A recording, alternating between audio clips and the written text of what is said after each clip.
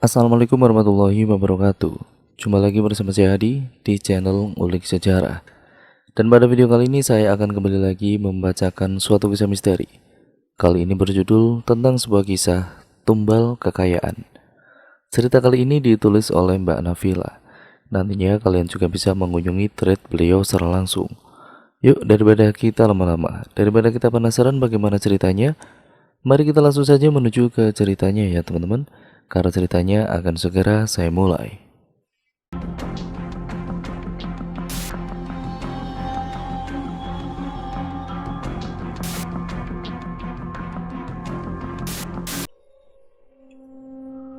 Suara alarm berbunyi keras dan membangunkan seorang gadis dengan rambut yang sangat kusut. Gadis itu membuka matanya dan menggosok kedua matanya dengan tangannya. Ya ampun, udah siang aja, bisa telat nih, gawat nih. Gadis itu terkejut saat melihat jam dinding di kamarnya itu, lalu kemudian berlari ke kamar mandi untuk mandi dan bersiap-siap ke sekolah barunya. Gadis itu kita sebut saja namanya Amara. Dia berusia 13 tahun, sekarang di kelas 7. Dia adalah gadis pendiam dan pemalu. Setelah sekian lama Amara pindah rumah, begitu pula dengan sekolah barunya, dan ini adalah hari pertamanya untuk masuk ke kelas. Amara, makan dulu nak. Ibunya berteriak di lantai bawah memanggil Amara untuk sarapan pagi. Amara udah telat mah, nanti aja makan di mobil. Dengan terburu-buru Amara langsung mengambil 2 potong roti dan meneguk segelas susu yang ada di mejanya itu. Amara mencium dan memeluk bundanya. Bundanya bernama Zoe, nama yang cantik. Amara, ayo sayang, nanti kamu telat lagi. Ayah Amara berteriak. Iya pak. Dah mah, Amara berangkat dulu ya mah. Assalamualaikum. Amara tersenyum kepada sang ibu lalu berpamitan pergi. Amara dan juga ayah sedang di perjalanan. Mereka buru-buru agar ayahnya tidak telat masuk kerja, dan Amara pun tidak telat masuk ke kelas untuk hari pertamanya. Amara kaget karena melihat gerbang segera akan ditutup. Amara pun segera berlari lalu meminta security sekolah itu membukakan pagar untuknya karena ini hari pertamanya. Lalu ia dibolehkan masuk ke sekolah.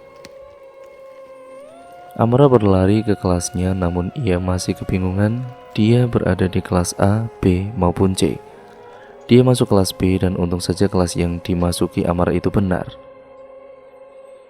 Terlihat semua murid-murid sedang memperhatikan ke depan, lalu pandangan mereka berpindah ke Amara, gadis baru di sekolah mereka. Napas Amara masih belum stabil, dan Amara langsung segera meminta maaf karena telat masuk kelas. Untung aja ini hari pertamamu. Kalau enggak bakal ibu ampunin. Sini masuk, perkenalkan dirimu. Suara lantang ibu guru tercantum di bajunya Sri Dewi. Maaf Bu Sri, kata-kata itu keluar dari mulut Amara. Selamat pagi semua.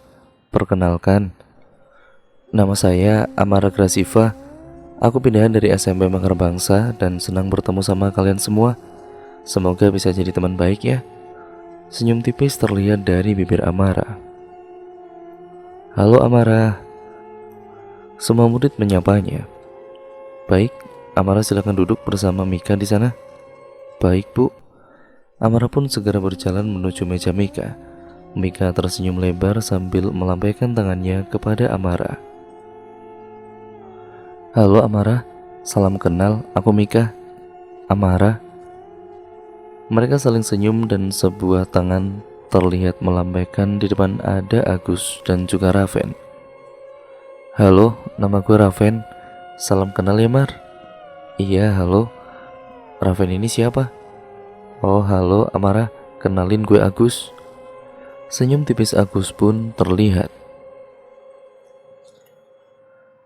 Setelah pelajaran berakhir, Mika mengajak Amara untuk makan siang bersama. Amara, kamu mau nggak makan siang bareng aku? Amara pun tersenyum dan mengiyakan ajakan Mika tersebut. Iya, aku mau kok. Saat Amara sedang makan siang bersama Mika, tiba-tiba Raven dan Agus datang. Lalu Raven mengatakan, "Hai, kita boleh gabung nggak?" Ucap Raven. Lalu Mika dan juga Amara pun mengiyakan ucapan Raven tersebut. Raven, Agus, Amara, dan Mika pun saling berhadapan. Mereka memesan 4 mangkuk mie ayam. Tadi pelajaran matematika susah banget ya anjir. Tadi bolos aja harusnya. Kata-kata itu dilontarkan oleh Agus. Susah sih ya susah, tapi bolos ya jangan juga lah. Udah berkali-kali lu bolos di mapel MTK, Gus. Perkataan itu keluar dari mulut Raven seolah-olah sedang menasihati Agus. Aku ke kamar mandi dulu ya semuanya.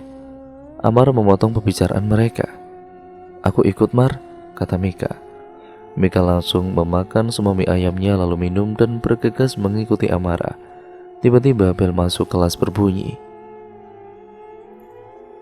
Setelah dari kamar mandi, Mika pun langsung mengajak Amara pergi ke kelas. Amara, ayo kita pergi ke kelas. Udah bel nih, ucap Mika. Amara pun langsung mengiyakan ajakan Mika tersebut. Iya Mika, ayo. Mereka melanjutkan pelajaran mereka hingga bel tanda pulang pun berbunyi. Semuanya waktunya pulang. Sekarang berdoa dulu, silakan ketua pimpinan doa. Berdoa dalam hati, mulai. Kelas terasa hening, semua murid berdoa keselamatan pulang dan semuanya berbaris untuk bersalaman dengan guru. Tunggu Amara. Suara keras itu terdengar namun Amara masih kebingungan dari mana asal suara itu. Di sini weh, astagfirullah. Amara kaget dan langsung menoleh ke arah kiri dan melihat Mika di sana. Ada apa Mika? Ngagetin aja kamu. Mika membuat garis senyuman di bibirnya itu. Temenan lebih dekat, mau nggak Mar? Amara tersenyum dan mengiyakan ajakan Mika. Kamu tinggal di mana, Amara? Aku tinggal di Jalan Melati nomor 2, ucap Amara. Oh iya, tahu-tahu. Rumah-rumah yang banyak tanaman itu kan di jalan itu, ucap Mika. Enggak juga sih. Enggak semua rumah ada tanaman di sana. Rumahku jarang kok, cuman beberapa bunga di sana saja. Kenapa Mika? Mau mampir? Ah iya, nanti deh aku mampir. Kalau rumahku di Gang Kuning itu sih Mar, gak terlalu jauh dari sini. Mika menuju ke jalanan. Amara pun mengiyakan walau dia tidak melihat gang warna kuning karena tertutup oleh orang-orang sekitar. Pak, permisi, Amaranya ada? Suara ayah aku tuh. Mika, aku mau pulang dulu ya. Kamu mau ikut bareng gak? Enggak deh, kapan-kapan aja. Ujarnya malu-malu dan dengan gugup Mika menjawab pertanyaan Amara. Oh ya udah, sini Mika. Amara menarik tangan Mika lalu menghampiri sang ayah. Ya, ini teman pertama Amara di sekolah ini. Ayo kenalin dirimu Mika. Halo Om. Mika membungkuk lalu bersalaman dengan ayah Amara. Salam kenal, aku Mika temannya Amara. Wah, temanmu sama cantiknya denganmu Mar. Kalian berdua cantik. Amara dan juga Mika merasa malu akan situasi itu. Lalu ayah Amara dan Amara berpamitan kepada Mika, dan Mika juga berjalan untuk segera pulang. Tidak kelupaan Mika berbalik lalu berteriak lagi kepada Amara. Amara, aku lupa minta nomor HP-mu. Amara berbalik badan lalu kembali untuk saling bertukar nomor HP. Sesamanya di rumah, Amara langsung bersalaman dengan sang ibu lalu bergegas ke kamar mandi untuk mandi. Ya ampun, seger banget habis pelajaran susah gini. Emang enaknya mandi? Suara notifikasi di handphonenya Amara ini berbunyi. Tidak berselang lama, Amara segera meletakkan HP-nya dan lalu berbaring di kasurnya itu sambil memegang boneka kesayangannya berbentuk panda. Terdengar suara langkah kaki dari kejauhan. Amara memakai jaket tebal berwarna merah dan membawa tasnya menggigil kedinginan. Tentu saja hari ini cuaca sangatlah buruk. Hujan dan petir serta angin menghembus hingga Amara merasa tubuhnya sangat kedinginan. Kakinya melangkah di lorong sekolah sangat dingin. Mika datang, dia juga memakai jaket tebal sama seperti Amara. Terlihat di sana Mika dan juga Raven sedang saling berhadapan mengobrol. Amara, sini gabung. Dingin banget ya cuaca hari ini, ucap Raven. Iya nih dingin banget. Tadi mandi cuman 6 gayung kali ya, ucap Mika dengan nada kesal. Wah, dihitung ya Mika, kok bisa gitu sih, ucap Amara. Mereka bertiga pun tertawa kecil sebelum suara bel terdengar. Lalu mereka bertiga berjalan untuk masuk ke dalam kelas. Amara menatap jendela yang masih terlihat hujan dan petir masih saja menyambar. Samar-samar Amara melihat gadis dengan rambut terurai panjang ke bawah berjalan di bawah sambil membawa pisau di tangannya. Lalu Amara pun izin untuk ke toilet.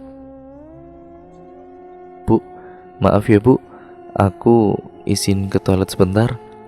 Oh iya Amara, silakan, ucap Bu Sri. Amara pun bergegas ke lantai bawah untuk mengecek siapa gadis membawa pisau itu. Saat dia melihat gadis itu sudah berada di dekat loker Amara, gadis itu menatap Amara dengan tatapan dingin. Dor! Suara teriakan Amara membuat seisi kelas kaget dan bingung kenapa Amara berteriak. Kenapa Mar? Mimpi buruk bu, maaf tadi ketiduran, ucap Amara sambil menggosok kedua bola matanya. Sana, cuci muka dulu Mar, perintah Bu Sri. Amara pun segera berlari untuk ke kamar mandi dan membasuh wajahnya. Namun dia melihat lokernya terbuka. Amara segera melihat lokernya dan segera menutupnya kembali. Namun terlihat ada bercak darah di bawah lokernya. Baunya sangat busuk dan sangat menyengat. Amara pun mengambil sehelai tisu lalu mengelapnya dan membuangnya ke tempat sampah. Amara bergidik ngeri saat melihat darah itu dan juga rasanya mual sekali. Amara pun menutup kedua mulutnya lalu segera ke kamar mandi. Tidak disangka-sangka, Amara muntah di sana ada selai rambut, entah rambut siapa. Amara, udah istirahat tuh, ucap Mika sambil masuk ke dalam kamar mandi. Kamu kenapa Tomar? Ucap Mika. Dia menatap rambut yang sedang dipegang oleh Amara.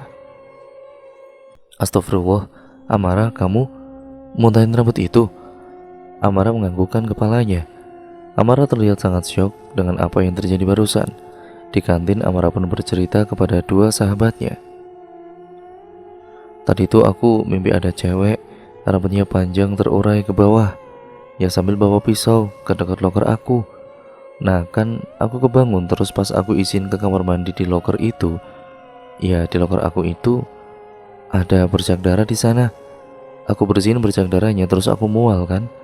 Terus pas di kamar mandi aku muntah rambut. Raven dan juga Mika saling bertatapan. Apakah mereka tahu sesuatu tentang gadis itu? Mar, gadis itu ciri-cirinya kayak gimana dah? Ucap Raven. Amara menjelaskan bahwa gadis itu memakai seragam yang sedang mereka pakai, lalu berambut panjang dan di tangannya dia membawa pisau. Mika merinding, lalu Raven dan juga Mika menceritakan bahwa dulu ada kakak kelas yang bernama Ayu. Dia adalah gadis cantik dan populer. Namun sialnya, gadis bernama Ayu itu menghilang beberapa minggu. Orang tuanya juga tidak mengetahui Ayu di mana. Terus pas di sekolah, ada siswa yang mau pipis dan saat dibuka ada pisau terus banyak darah. Di sana Ayu bergelantung seolah-olah dia bunuh diri. Semua siswa bahkan guru malahan takut dan juga syok. Alhasil sekolah diliburkan selama 1 bulan dan kita disuruh belajar di rumah. Bisa jadi kamu ketemu sama arwah Ayu tadi Mar. Amara pun kaget dan hanya terdiam mematung. Samar-samar ia melihat bayangan murid-murid berlarian dan suara berteriak sangat keras terdengar di ujung lorong. Suara teriakan seorang gadis. Amara, Raven, dan Mika berlari menuju arah lorong. Di sana sudah banyak sekali siswa-siswi melihat gadis yang terbaring lemas. Amara terdiam. Di sana dia menatap gadis itu. Tatapan dinginnya seperti gadis yang berada di dalam mimpinya. Guru laki-laki itu datang lalu membacakan doa untuk gadis itu.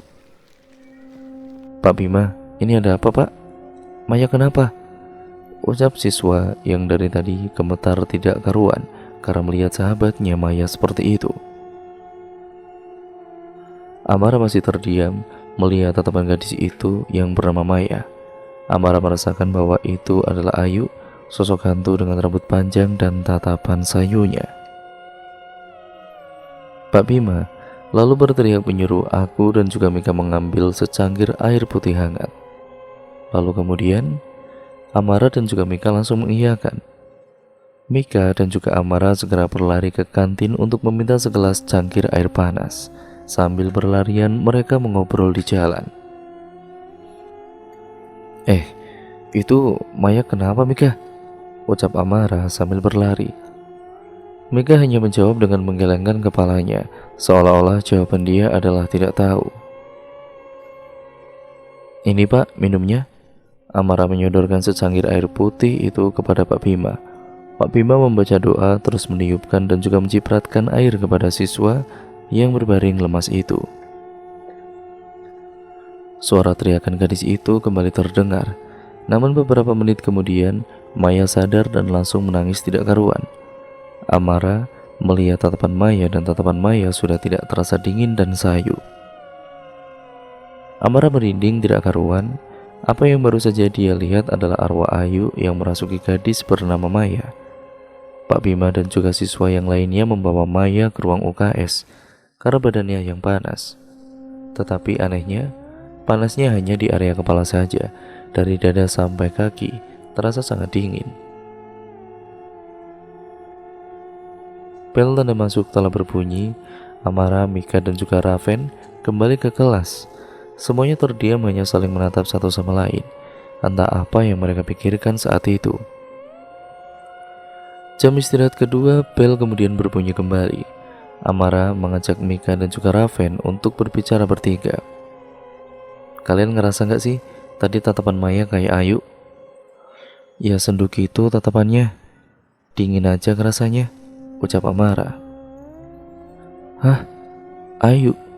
ucap Raven dan Mika terkejut. "Kamu pernah ketemu Ayu?" ucap Mika dan Raven bersamaan. Amara menjelaskan bahwa dia merasa yang berada di mimpi adalah Ayu karena terasa sangat dingin dan hal itu dirasakan Amara saat bertemu dengan sosok Ayu.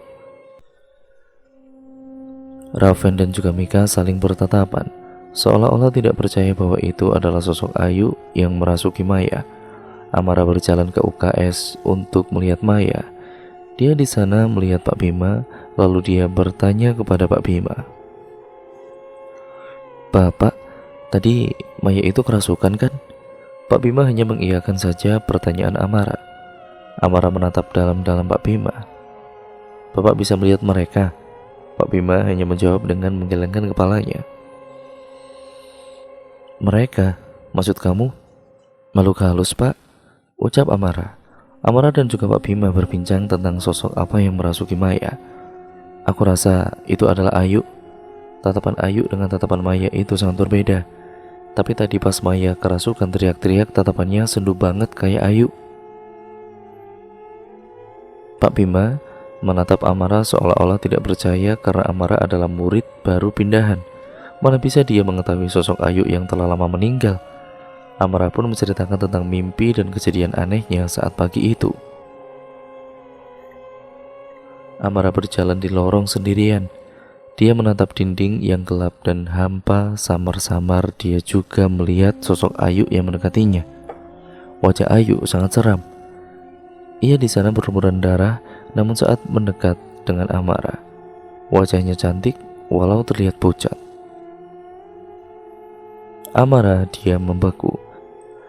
Dia sangat kaget sampai tidak bisa berteriak apalagi bergerak. Tatapan mereka saling berhadapan.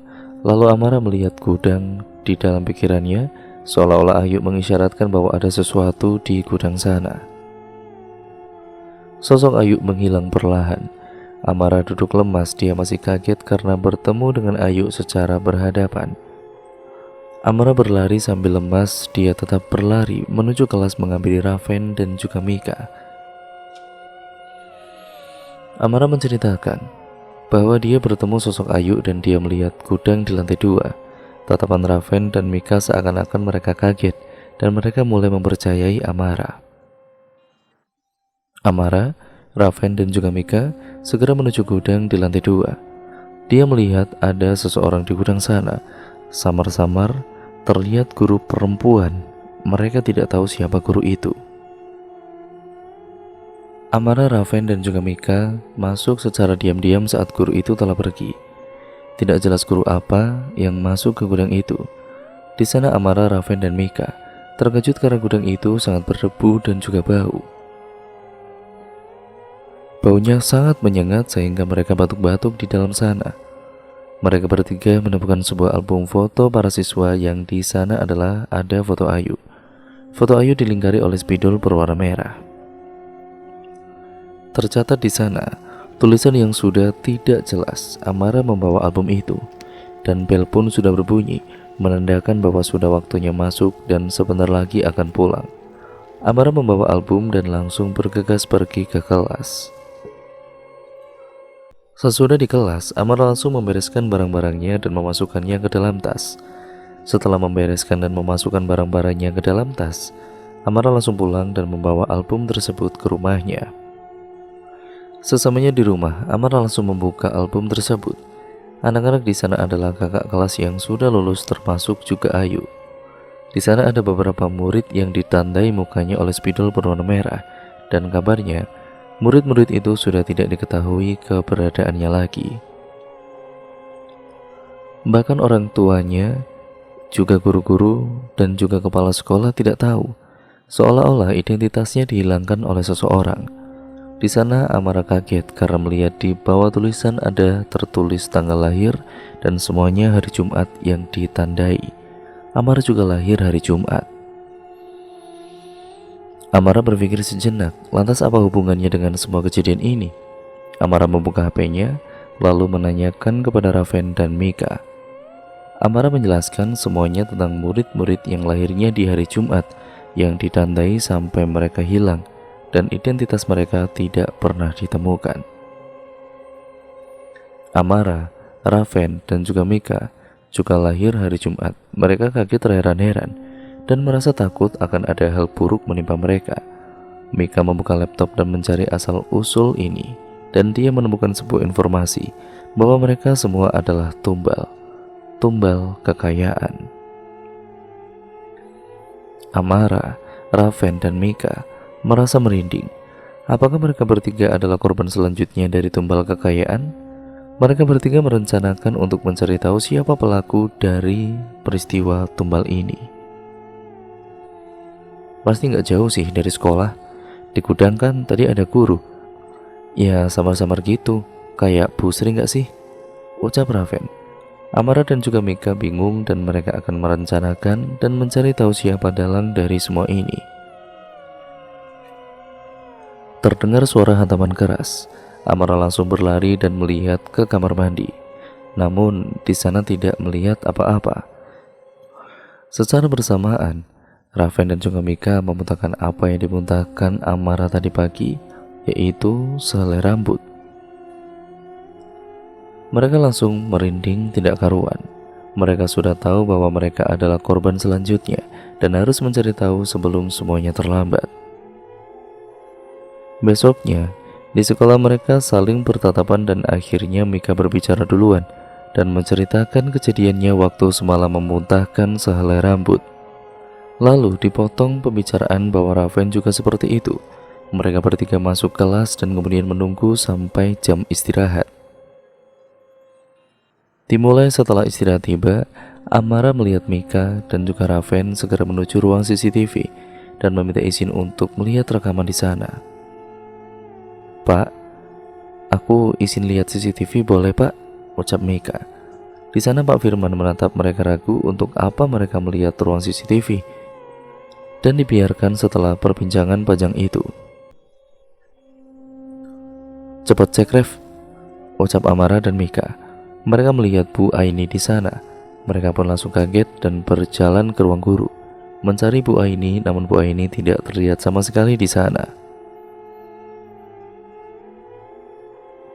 Setelah mencari beberapa lama, akhirnya Amara melihat Bu Aini berada di kamar mandi. Mika, Raven, dan juga Amara menghampiri Bu Aini. Bu Aini, bisa tolong kita ngomong sebentar, Bu? Ucap Raven. Bu Aini hanya mengiyakan dan mereka menanyakan habis apa Bu Aini di gudang tersebut. Bu Aini menjelaskan bahwa kemarin ia melihat Bu Sri menjatuhkan album itu dan Bu Aini mengembalikannya. Namun Bu Aini melihat di sana bahwa itu adalah album di ruangan gudang di lantai 2. Bu Aini mengembalikannya ke gudang lantai 2 tanpa menanyakannya. Amara, Raven, dan Mika seakan-akan tidak percaya. Sekarang siapa yang harus mereka curigai? Amara berbincang-bincang dengan kedua sahabatnya, lalu mereka melihat Bu Sri sedang membersihkan gudang di bawah. Lalu mereka melihat album yang sama. Raven diam-diam mengambil album yang berada di gudang itu. Saat Bu Sri lengah, Bu Sri kebingungan karena album di meja yang diletakkan itu telah menghilang begitu saja. Mereka menyamakan kedua album itu. Namun bedanya album yang Raven bawa adalah tahun saat ini, yang di sana ada foto-foto murid di sana. Ada Raven, Mika, dan Amara. Amara adalah foto terbaru yang diletakkan di sana. Namun identitas seperti bulan lahir semuanya sudah hilang, hanya tersisa identitas Raven, Mika, dan Amara. Mereka kebingungan, lalu mengerti apa yang sebenarnya terjadi. Suara pintu tertutup secara keras. Mereka berlari untuk sembunyi. Terdengar suara tertawa cekikikan. Mika menahan tangisannya. Yang mereka lihat adalah sosok kuntilanak yang sedang mengincar mereka bertiga. Tatapan mata kuntilanak itu seakan-akan memiliki dendam. Ia melihat ke arah Raven. Raven tertarik. Amara, Mika, tolong! Suara jeritan Raven. Amara dan Mika sebisanya menarik dan juga membaca doa. Namun sosok itu hanya tertawa dan membenarkan ayat kursi yang Mika baca. Mika yang bergidik ngeri, lalu ia terduduk lemas sambil menangis tidak percaya apa saja yang dia lihat dan baru saja apa yang terjadi. Raven menghilang bersama sosok itu. Hanya bercak darah Raven yang terkena kursi di sana.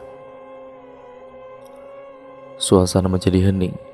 Amara menatap Mika yang sangat lemas. Mereka keluar pintu itu yang sudah tidak terkunci. Mereka menangis dan berlari ke arah Pak Bima. Amara dan juga Mika menjelaskan semua kepada Pak Bima karena hanyalah Pak Bima yang mereka percayai waktu itu. Antara dua tersangka, yaitu Bu Sri dan juga Bu Aini, dan sekarang mereka kebingungan kemana hilangnya Raven. Telepon polisi saja, sumpah ini bahaya, ucap Mika. Namun Pak Bima dan juga Amara memutuskan untuk tidak menelepon karena ini berhubungan dengan sosok hantu. Ya pastinya Raven juga dibawa ke dunia lain, bukan di dunia ini lagi. Mika menjadi tangis. Amara memeluk Mika. Mereka sekarang adalah incaran kuntilanak itu dan tentu saja ada dalang dibalik semua ini.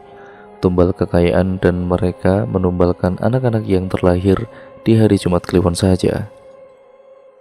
Pagi dingin dengan hujan gerimis, Amara dan juga Mika bersiap untuk mencari di mana keberadaan Raven. Hari ini hari Minggu. Orang tua Raven juga menanyakan keberadaan Raven. Amara dan juga Mika telah menceritakan semua kejadian dari awal, namun orang tua Raven hanya terdiam dan menangis. Orang tua Raven ingin menelepon polisi, namun setelah 24 jam Raven tidak ditemukan.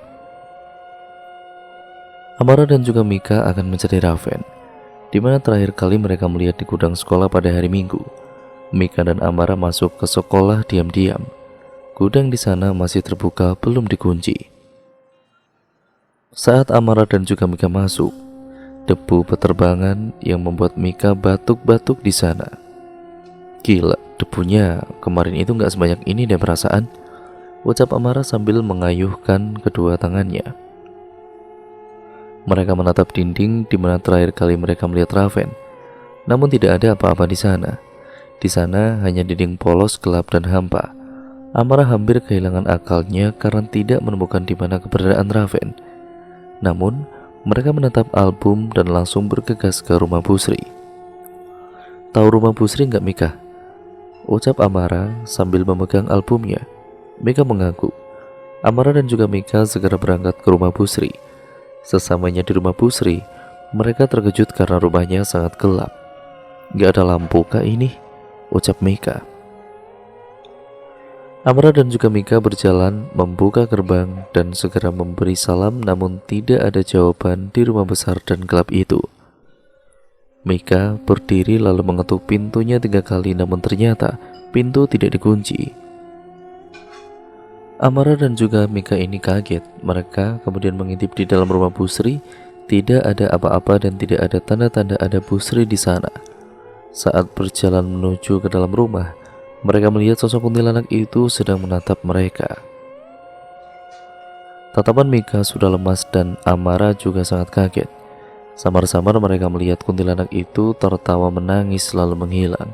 Samar-samar mereka mendengar suara. Suara laki-laki itu tidak asing. Amara dan Mika langsung berbicara. "Raven?" Amara dan Mika berlari. Mereka tidak merasa takut sama sekali oleh sosok wanita itu, namun mereka lebih takut Raven kenapa-napa. "Mar, lihat," ucap Mika. Mereka berdua menatap sebuah ruangan berpintu merah. Di sana terlihat gembok yang terpasang. Mereka langsung melihat sekeliling. "Mika, itu," telunjuk Amara menuju ke arah sebuah benda, yaitu kapak yang ada di lemari. Dengan sangat panik, Amara ini langsung merusak gembok dan merusak pintu dengan kakinya. Tenaga Amara sangat besar saat ia merasa panik akan sesuatu. Mika dan juga Amara tidak melihat keberadaan siapa-siapa. Di sana hanya sebuah ruangan dengan lilin menyala. Mereka masuk ke dalam ruangan itu lalu saling kebingungan satu sama lain. "Suara batuk tadi siapa?" ucap Amara. Mika hanya menggelengkan kepalanya dan masih kebingungan. Di rumah itu sangat sunyi dan juga hening. Mika menatap sebuah lembaran kertas yang ada di bawah lantai dekat lilin. Lilin sudah tidak menyala di sana, namun terasa masih hangat saat digenggam. Amara menatap sebuah lembaran kertas yang bergambarkan dinding kosong gelap. Amara dan juga Mika terdiam sesaat. Saat mereka berjalan-jalan di ruangan itu, Mika tidak sengaja memegang dinding itu dan terdorong sedikit. "Brak!" "Mika!" Suara teriakan Amara sangatlah keras saat melihat sahabatnya terjatuh ke dalam sebuah dinding. Amara kebingungan dan dia langsung melihat ke bawah dan melihat ada tangga di sana dengan ruangan gelap. Amara langsung membuka tasnya dan membawa senter lalu menuju ke bawah sambil meneriaki nama Mika. Tidak ada jawaban sama sekali. Di sana hanya suara angin berhembusan dengan debu yang sangat banyak membuat Amara batuk-batuk saat menuruni tangga itu. Tatapan Amara ketakutan saat menuruni bawah ruangan itu sangatlah panjang ke bawah. Sesamanya di bawah, Amara langsung meneriaki nama sahabatnya itu, yaitu Mika. Samar-samar Amara melihat Mika sedang tergeletak di sana, namun ia berpikir sejenak. Mana bisa Mika jatuh dari atas dan tergeletak di sana jauh sekali, ucap Amara dalam hati. Seseorang muncul memakai jubah hitam dan menarik kaki Mika. Mika sepertinya pingsan karena hantaman keras dari lantai atas ke lantai bawah. Namun, Amara kemudian meyakinkan diri bahwa Mika belum benar-benar tewas. Dengan napas yang terbatas karena banyak debu dan menahan bau, Amara sangat ketakutan. Tangan dia gemetar saat melihat ada orang berjubah hitam membawa Mika ke ruangan lainnya. Di sana sangat gelap, hampa dan sunyi. "Aku harus gimana?" ucap Amara pasrah di dalam hatinya. Dengan meneteskan beberapa air mata, Amara langsung membulatkan tekad dan niat untuk menolong sahabatnya. Yang ia hadapi adalah rasa takut sekarang. Samar-samar ia melihat sosok Ayu lagi di sana sedang terdiam sambil terisak menangis. Namun dia tidak mengatakan apa-apa. Seperti dia diperintahkan tidak memberitahu apa kebenarannya. Amara melihat di sana juga banyak sosok seperti Ayu. Mereka terdiam dengan wajah pucatnya dan ada yang mukanya hancur, sampai ada yang juga kepalanya itu hilang. Sejauh ini, Amara melihat Ayu adalah sosok yang cantik dari sosok-sosok lainnya. Sesosok bayangan hitam dengan tangan besar ingin mencengkram Amara. Amara refleks berlari ke arah ruangan yang tidak tahu ruangan apa di sana. Ia kaget dengan sebuah senternya. Di ruangan itu, Amara melihat foto Amara, Raven, dan Mika dengan siswa-siswa lainnya yang dipajang di ruangan itu. Kulihat di sana bahwa mereka lahir di hari Jumat. Amara pastikan bahwa benar-benar mereka ingin mengambil nyawa siswa-siswi yang lahir hari Jumat karena akan membuat mereka hidup lebih lama dan kaya raya. Sungguh gila harta. Namun saat ini Amara belum mengetahui siapa dalang dari semua ini. Apakah Busri atau yang lainnya? Kaki Amara melangkah. Ia mengambil sebuah pisau lalu dimasukkan ke jaketnya dan langsung bergegas mencari keberadaan Raven dan Mika. Tidak lupa Amara berdoa karena di setiap lorong pasti ia melihat makhluk-makhluk yang muka atau badannya sangat mengerikan. Terdengar suara seseorang di dalam ruangan itu yang membuat Amara lari sambil menahan emosi membara di dalam dirinya. Tung! Suara kayu mengenai kepala Amara. Jelas ada seseorang yang memukul Amara dari belakang. Orang berjubah hitam itu langsung membawa Amara dan menariknya ke dalam. Amara tersadar, namun ia sangat lemah karena pukulannya itu. Samar-samar Amara melihat Mika, dan di sana ada Raven juga. Amara masih ingat sedikit bahwa dia ditarik, namun ia merasakan juga bahwa tangan dan kakinya diikat. Dengan tatapan samar-samar Amara melihat bahwa orang yang memakai jubah hitam itu ada dua orang, bukan hanya satu orang saja. Dengan semua tenaga di dalam tubuhnya, Amara bisa membuka kedua bola matanya dan melihat mereka. Namun saat manusia berjubah hitam itu menoleh, Amara menunduk dan memejamkan matanya seolah-olah dia belum tersadar dari mimpinya. Terdengar mereka saling berbisik-bisik tidak jelas. Mereka membicarakan satu hal. Ternyata di sana bukan hanya ada Raven dan Mika. Di sana juga ada Amara yang melihat Maya juga. Ternyata Maya juga lahir pada hari Jumat. Astaga, tasku kemana? Ucap Amara dalam hatinya kaget. Amara mengambil sebuah HP di dalam tasnya. Ia tidak menggunakan HP dan lebih memilih senter hanya untuk penerangan karena senternya berukuran lumayan besar dan cukup terang. Amara melihat sekelilingnya terdapat Mika dan Raven yang sama sedang digantung, namun Maya masih terbaring lemas. Raven, Mika, bisikku secara pelan, namun hanya Mika yang tersadar. Mika hampir saja berteriak saat melihat sekelilingnya. Jangan teriak Mika, diam. Di sini ada manusia berjubah hitam yang membawa kita semua ke sini. Hari ini juga aku bakalan cari tahu siapa dalang dari semua ini. Amara melihat ada kapak dan ia mencoba mengayunkan kakinya lalu mengambil, namun tidak bisa. Ia melihat juga di sana ada sebuah pisau. Akhirnya, setelah berusaha, pisau itu terambil karena mereka lupa bahwa tidak mengikat kakinya yang kanan.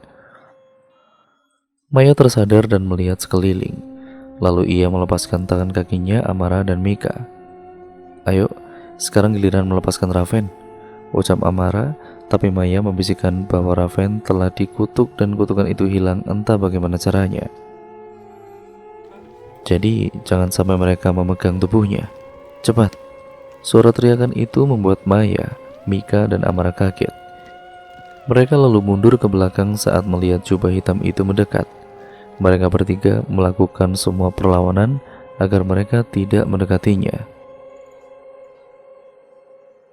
Kesana kalian, bajingan gila harta.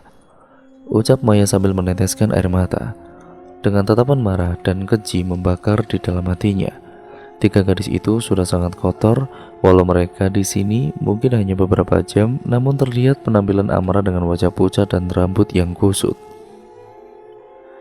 Mika berlumuran darah dari kepalanya yang terbentur ke bawah, dan Maya terlihat sangat kotor oleh tanah karena berbaring lemas. Maya menoleh lalu mengambil sebuah kapak dan kemudian menancapkannya, namun sialnya tidak kena. Kapak diambil oleh manusia itu, lalu ingin menancapkan balik kepada Maya, namun Mika langsung menariknya. Sekarang kapak dan juga Maya bersebelahan, namun kapak itu meleset. Maya kemudian menendang perut manusia jubah itu.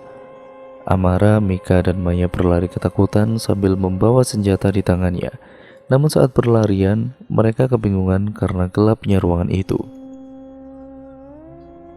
Senter dan juga HP Amara begitu tas yang ia bawa tidak tahu kemana. Mika menoleh ke kanan ke samping. Ia melihat sebuah tas dan itu adalah tasnya Amara. Mereka langsung mengambil handphone untuk menelepon polisi, namun sialnya di sana tidak ada sinyal. Ya, mereka harus ke atas dan langsung menelepon. Wah, teriakan itu sangat menggelegar. Saat berbalik, Amara melihat Maya ditarik. Saat Amara berlari, ia melihat Maya dibantingkan kepalanya berkali-kali ke dinding sampai kepalanya hancur dan darahnya mengalir kemana-mana. Tatapan lemas Amara saat melihat temannya mati di depan matanya sendiri. Mika duduk untuk sesaat karena lututnya benar-benar sangat lemas. Amara melihat Raven yang juga kulit tubuhnya terkelupas. Jubah hitam itu langsung membuka topengnya. Benar saja, ia adalah Busri. Busri berlari ke arah Amara. Mika pingsan karena syok. Amara terdiam di sana sambil menatap Busri yang mulai mendekat. Brak!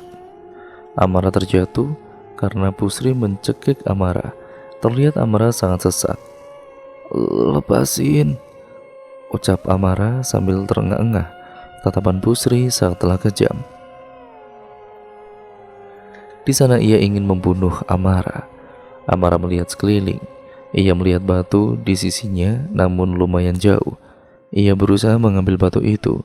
Busri tidak memperhatikan bahwa Amara sedang berusaha mengambil sebuah batu. Namun usaha Amara sia-sia. Batunya tidak terambil, bahkan tidak tersentuh sama sekali. Amara sudah sesak nafas. Hampir saja ia melepaskan nyawanya. Namun suara Mika yang memukul kepalanya Busri menggunakan batu yang Amara ingin ambil tadi. Busri tergeletak terbaring lemas sampai kepala Busri mengeluarkan banyak darah. Mika langsung menarik Amara dan membantunya. Mara udah Mar, gak apa-apa sini Mar, ucap Mika sambil menangis. Sahabatnya terbaring lemas. Amara seperti akan melepaskan nyawanya. Namun Amara bangun lalu terbatuk. Mereka saling berpelukan sambil menangis satu sama lain. Amara melihat kejamnya Busri. Amara lalu berdiri dan mengambil sebuah kapak lalu menancapkan ke kepala Busri sehingga darah bercucuran kemana-mana. Muka yang hancur, Amara merasakan perasaan yang campur aduk. Marah, kecewa, dan sedih. Ia tertawa sambil menangis sembari membunuh Busri sesadarnya Amara. Ia tidak pernah percaya apa yang barusan ia lakukan. Mika hanya menatap kematian Busri lalu mereka saling berpelukan. Mereka terduduk lemas di sana, namun masih ada jubah hitam lagi di sana. Mereka melihat jubah hitam itu berdiri sambil menatap darah-darah yang bercucuran kemana-mana. Dan sebuah kapak serta melihat Busri meninggal dunia. Sri bajingan, kau layak mati, ucap Mika tertawa dan menangis. Jubah hitam itu datang lalu mengambil kapak dan mengejar Mika. Mika berlari untuk menyelamatkan diri. Amara juga membantu melawan, namun kali ini mereka rasa lebih kuat. Kapak meluncur tepat ke arah kaki Mika. Tidak, kakiku. Melihat kaki Mika yang terluka dan bercucuran darah, Amara kemudian langsung menggendong dan membawanya. Mereka berlarian saling mengejar di ruangan itu. Amara langsung berlari dan menutup pintu rapat-rapat. Amara menidurkan Mika dan merobek bajunya, lalu kemudian memakaikannya kepada kaki Mika. "Udah Mika, gak apa-apa, ada aku." Mika menangis tidak karuan dan Amara juga menangis. Dendam Amara sangatlah membara setelah melihat Raven dikuliti dan Mika terluka parah. Amara memerintahkan bahwa Mika harus bersembunyi di lemari dengan aman. Pintu bergetar, Amara pun sedikit panik, namun sekarang Amara tampak marah besar dengan tatapan marah, dendam, dan juga dingin.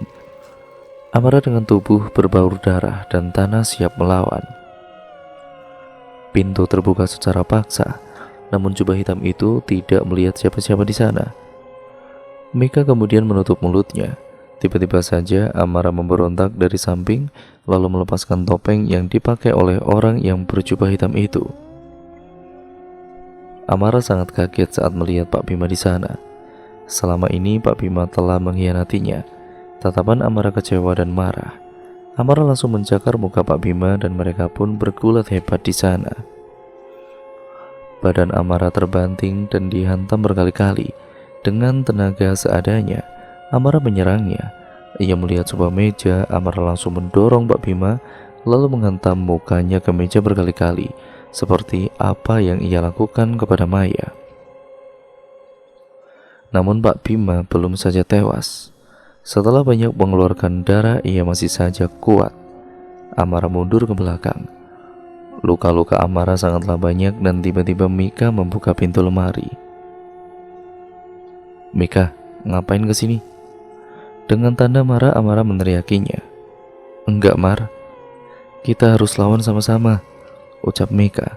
Dua gadis itu terlihat sangat marah dan Mika menyimpan sebuah pisau yang ia temukan di lorong. Jubah hitam itu mulai mendekat. Amara langsung menusuknya berkali-kali. Namun Pak Bima belum saja mati. Putus asa mereka berlari dengan saling memegang tangan. Mereka mengambil tas yang berada di dekat Bu Sri lalu menuju ruang atas. Menangis dan kesakitan mereka menuju tangga. Sesamanya di tangga mereka tidak menyangka bahwa semua jendela tertutup oleh kayu dan pintu telah dikunci rapat bahkan dihalangi oleh lemari. Mereka putus asa dan samar-samar. Mereka mendengar bahwa Pak Bima menuju mereka. Amara dan juga Mika terpisah saat di jalan, namun bertemu lagi di dapur. Mereka bersembunyi bersama sambil memegang peda tajam di tangannya yang tersedia di dapur. Amara segera menelepon polisi ke rumah yang Amara beritahu. "Pak, cepat ke sini Pak, ke rumah di Jalan Ranjanipa." "Maaf, kami sedang menangani kasus. Segera kami ke sana dalam waktu 15 menit. Ada keluhan apa?" Namun tiba-tiba, Mika ditarik dan disiksa oleh Pak Bima. Amara sudah lemas namun ia melihat sebuah air dan kemudian melemparkannya ke Pak Bima. Saat matanya terbejam, Amara langsung menusuk Pak Bima. Entah apa yang ada di dalam tubuh Pak Bima, dia tidak ujung mati. Mereka berlari ke sebuah kamar dan menutupnya rapat-rapat. Mereka menatap di sana banyak foto dan berhubungan dengan sekte pesugihan. Ia melihat bahwa ada laki-laki terbakar di sana. Mika langsung paham dan memberitahu Amara bahwa membunuh Pak Bima harus dengan cara membakarnya hidup-hidup. Mereka membuka pintu dan melihat Pak Bima sedang mencari mereka. Amara dan juga Mika langsung berlari lagi ke arah dapur. Tujuannya adalah untuk membakar Pak Bima. Mika terjatuh dan Amara pun membalikkan badannya langsung membawa Mika. Mereka di sana sudah merencanakan bahwa apa yang akan mereka lakukan. Wah! Suara teriakan Amara bahwa di tangannya menempel sebuah pisau tajam dan panjang. Pisau itu dilempar oleh Pak Bima. Amara menangis lalu mencabut pisau yang masih menempel di tangannya. Sesamanya di dapur, mereka saling bertatapan dan berbicara kasar. "Anjing lo, mau kita mati buat kekayaan lo kan bangsat?" ucap Mika dengan penuh dendam. Namun Pak Bima hanya mengangguk dan senyum. Di sana Amara bergidik ngeri. Mika memancing Pak Bima mendekati dirinya. Saat benar-benar Pak Bima mendekati dirinya, Amara langsung menusuk jantungnya lalu Mika menyalakan kompor. Teriakan Amara seakan-akan mereka akan bebas.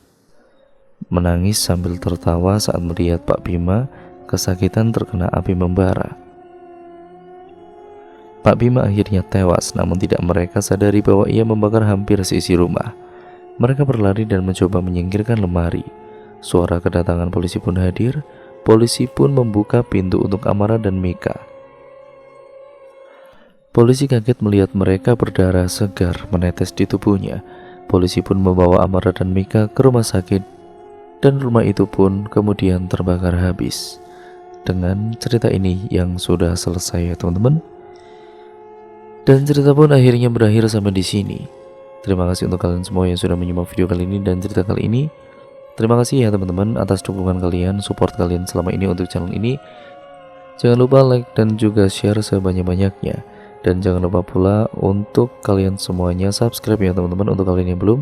Dan nyalakan tombol lonceng notifikasinya agar kalian tidak ketinggalan video terbaru selanjutnya dari channel ini. Sekian, terima kasih, kurang lebihnya mohon maaf apabila banyak salah kata. Banyak sekali ya teman-teman pembelajaran yang dapat kita ambil dari cerita kali ini. Semoga kita bisa mengambil yang baik-baik dan membuang jauh-jauh yang buruknya. Jadikan itu sebagai pembelajaran ya teman-teman untuk kita semua, agar kita menjadi manusia yang jauh lebih baik. Sekian video ini saya akhiri, sampai berjumpa di video terbaru selanjutnya. Wassalamualaikum warahmatullahi wabarakatuh.